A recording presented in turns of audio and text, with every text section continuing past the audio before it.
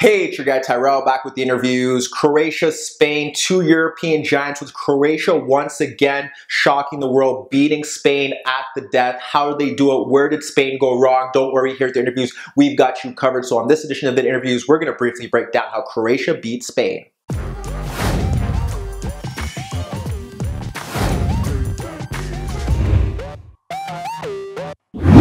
So before we get to today's video, don't forget to give our video a thumbs up if you do enjoy it. The bell below does give you daily notifications regarding our organic, unfiltered soccer/footy analysis. And don't forget to subscribe to our channel. In today's video, we're going to break down how Croatia were able to start well in the first half and why Spain struggled to create chances. Then get to the second half, see what changes both sides made, see how Spain were able to claw back into the game, and how Croatia were able to win it at the death. But first, let's get to the starting lineups. We have Croatia in more of a 4-5-1. That was supposed to be a 4-3-3, but they didn't sustain possession for long periods, and they often dropped off into that base shape. They had Rebic up front, Kramaric and Perisic out in wider areas, and in midfield they had Rakitic and Modric ahead of Brozovic. Then we get to Spain, 4-3-3, Rodrigo and Isco just in behind Iago Aspas, and in midfield, Dani Ceballos and Saul ahead of Busquets. So now, let's get to the first half and see why Spain struggled to cope with Croatia and why they were unable to create chances.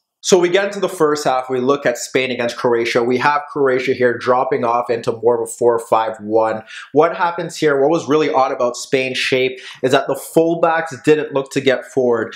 Coincidentally enough, it was Alba and it was Sergio Roberto who over the weekend struggled against Real Betis and with balls over the top and conceding space in those channels, which led to several counterattacks. Whether that was the reason why Enrique encouraged them to stay back, who knows? But the thing was that Croatia does have a counterattacking threat with Perisic, Kramaric, and Rebic breaking in behind, so that was also a big worry. But the problem here was that with them not pushing forward, Spain really lacked that width, and the fact was now the front three being as stagnant as they were, it was very easy for Croatia to defend against them. You had Isco out on the left against Vrsaljko. Isco isn't a 1v1 player. He won't beat you for pace, so that was a good battle for Vrsaljko because he is a quality right back. And then to the left, Rodrigo against Jedvaj. We saw on one occasion where Inigo Martinez clipped the diagonal out to Rodrigo and he couldn't beat him 1v1, but that really helped them out there, and Iago Aspas was here struggling to get on the ball.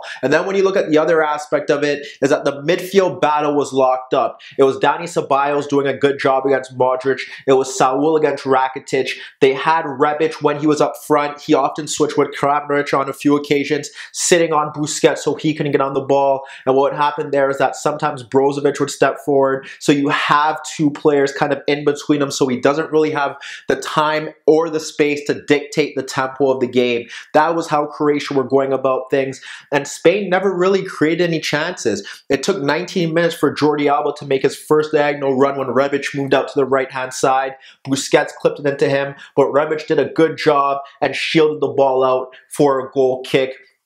They had Saul with an effort. There was one time where Modric had the loose back pass to Brozovic. Isco was able to get onto it, and he was able to force Kalinic into a save. But besides that, they really didn't struggle out here based on the fact that Spain's system wasn't working. No width out wide.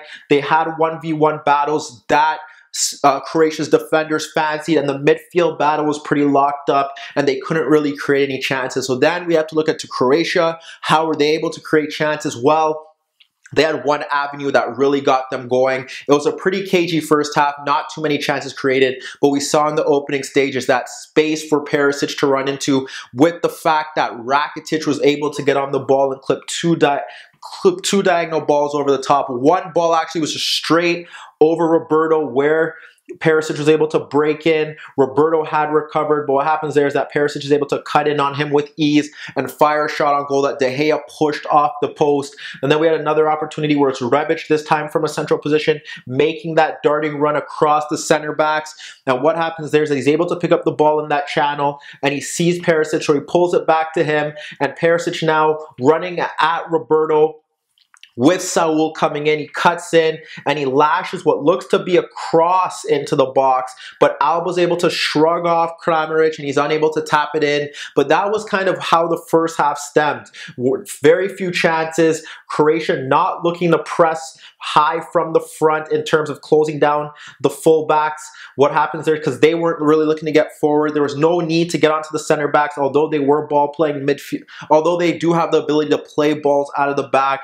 They were focused on their shape. They had the midfield battle covered. They ensured that Busquets couldn't get on the ball. They had the 1v1 battles out in wide areas, and Spain really made it easy for them. So now let's get to the second half and see what changes Spain would make to try and gain an advantage over Croatia and how Croatia would cope with it. Although the first half lacked quality chances and goals, the opening minutes of the second half provided us with 2 goals. And what we saw basically in Spain was that they did push the fullbacks forward, which then offered them more creativity, more ball possession, and it forced Perisic and either Kramaric or Rebic back, depending on who was on the right-hand side. We did see more varied movement from Isco, who didn't really look to drop into those pockets of spaces in the first half. He was very stagnant, very narrow, close to Iago Aspas. However, it was Croatia who took the lead in the early moments of the second half, and what it stemmed from was simple closing down. You see the ball played back, and what happens there is that first you have Kramaric step to Iago Aspas, to Inigo Martinez. He slides it out to Ramos. Then we see Rakitic close him. When Busquets drops off, Brozovic steps. Now the ball is played to Roberto, and it's again Jedvaj who steps forward, and when he gets the ball, he nods it back into the path of Kramaric, who's able to break free on goal, and he slides his effort past David De Gea. But that's just simple closing down, disciplined work rate from Croatia. They were able to take the lead, but that lead didn't last too long, and that was the worrying thing for them, because within seconds, what you do see here is that Inigo Martinez steps into a challenge, and when he steps into that challenge, he's able to play the ball into Ceballos, who's able to back heel it around Brozovic,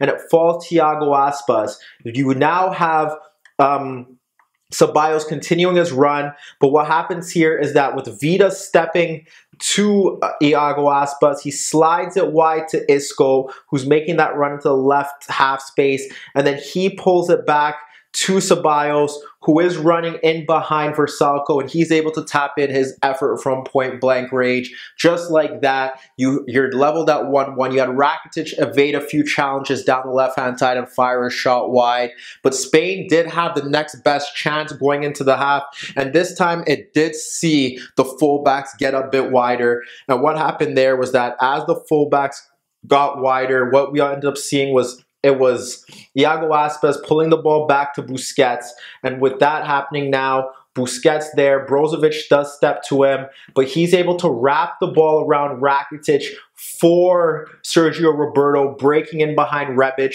And what happens there is that he locates Isco, making the run into the box, but Kalinic pushes it out into the path of Aspas. Aspas now from point blank range fires a shot over the net. That's a warning sign. Spain should double their lead, but they don't. But again, they're getting into good areas. That is key for them. They do end up making changes, Spain. They bring on Morata. They bring on Asensio for Iago Aspas and Rodrigo. They keep their shape. But what happens here is that they end up, although their fullbacks did cause a threat, they did end up falling in behind. What happens there? Short corner kick. Modric gets it with Kramaric. He's able to cut in on Ceballos, and then Alba steps to him. He's able to deliver across to the back post. No one's picking up Jedvaj. Jedvaj is able to nod his effort into the net. And within minutes, we see them nearly take the lead. What happens here is that the fullbacks are high. You have Busquets and the center backs to either side of him. What happens now that the ball is played to Isco dropping off? With Isco dropping off, you have Perisic step to him quickly. Perisic steps to him and he sees Saul. He plays the ball to Saul, but Brozovic steps in, and with the center backs in beside Busquets and the fullbacks higher, he's able to play the ball in behind them for Rebic 1v1 with De Gea, but De Gea makes the save. But that was how Croatia were able to get ahead. The final 25 minutes, we saw Spain come back, so let's get to that and see what tactical change they made to pull back into the game before before Croatia won it at the death. So the final half hour of the match saw some changes made. We saw Brecalo come in for Rebic. We saw Vlasic replace Rakitic. And then for Spain, we saw Suso replace Saul, and Spain moved to a 4-4-2. How did this affect the game? Well, Suso became a key player. Spain lacked a direct threat, able to run at the fullbacks, able to cut in, deliver quality crosses, and that's what he did in the second half, and he was the difference maker. We have the opening stages where he gets the ball. What happens here is that he's able to pinpoint a pass in between Brozovic and in between Vida, because what we have is Asensio dragging out Vida. What he does there is that now he's able to play a pass into Sergi Roberto, who breaks into the box. What happens now?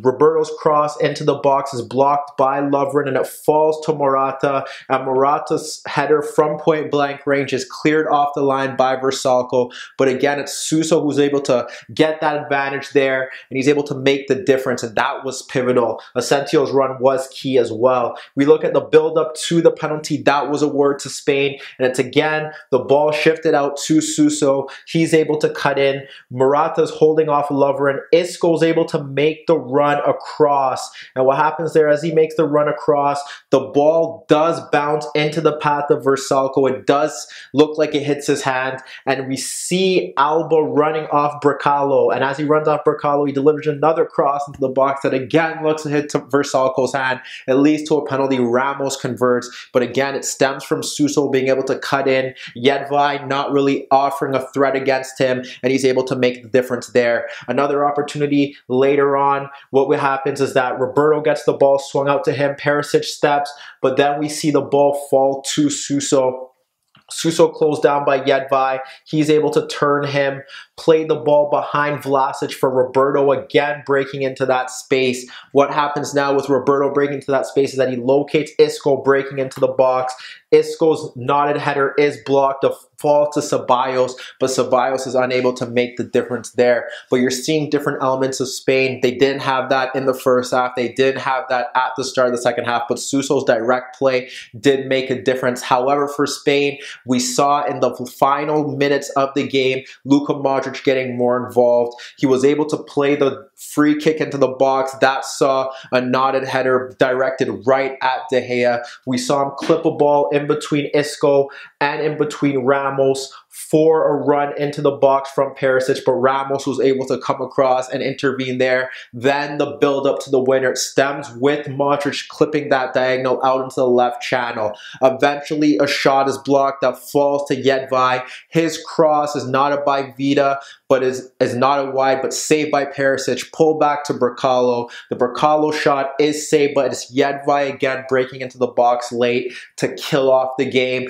Croatia went at the death. Spain's chances of winning this group are in jeopardy, as if Croatia were able to beat England in their next game, then that would hand them the group, and that leaves us to ask many questions about the Spanish side, who struggled in the first half, improved in the second half, but again, you look at the goals being that they conceded. A mistake from Sergi Roberto, another mistake in not closing down Jedvaj, and then again in the winner, not clearing their lines and not closing him down. And although they created enough chances and Enrique made the changes that were necessary, they weren't able to get it all together, and Croatia were able to win a vital home game. But let me know what you guys think. Do you think Croatia will win this group? And what about Spain? Is Enrique the guy for the job? Can the Spanish side group together and be a powerhouse once again? Because at the moment, there's too much inconsistency there and they need to be better. Meet me in the comments below. Don't forget I upload videos every day, and don't forget to subscribe to my channel. And if you do like this video, give it a thumbs up. And that was your daily dose of the InnerViews.